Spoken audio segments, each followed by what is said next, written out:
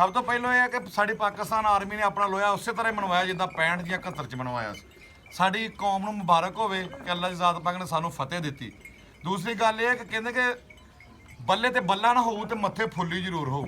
ਉਹ ਫੌਜੀ ਬੇਸ਼ੱਕ ਰਿਟਾਇਰ ਹੋ ਗਏ, ਉਹਨਾਂ ਦੀ ਭੁੱਲ ਸੀਗੀ, ਲੇਕਿਨ ਅੱਗੇ ਖੂਨ ਤੇ ਉਹਨਾਂ ਦਾ ਜਿਹੜਾ ਅੱਲਾਹ ਦੇ ਹੁਕਮ ਨਾਲ।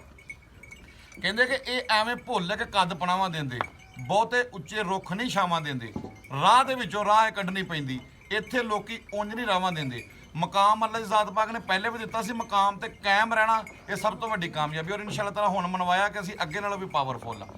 ਕਹਿੰਦੇ ਕਿ ਪਿੱਤਲ ਕਦੇ ਨਹੀਂ ਸੋਨਾ ਬਣਦਾ ਤੇ ਨਹੀਂ ਬਣਦਾ ਸੁਰਮਾ ਕੋਲੇ।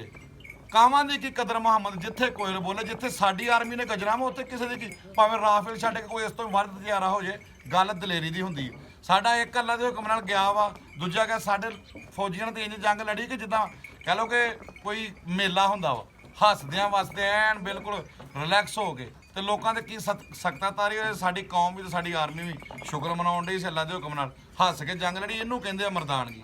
ਅੱਲਾਹ ਦੀ ਜ਼ਾਤ ਪਾਕ ਨੇ ਫਤਿਹ ਦਿੱਤੀ ਹੈ। ਪਾਕਿਸਤਾਨ ਆਰਮੀ ਜ਼ਿੰਦਾਬਾਦ, ਪਾਕਿਸਤਾਨ ਪਾਇੰਦਾਬਾਦ, ਪਾਕਿਸਤਾਨੀ ਕੌਮ ਜ਼ਿੰਦਾਬਾਦ।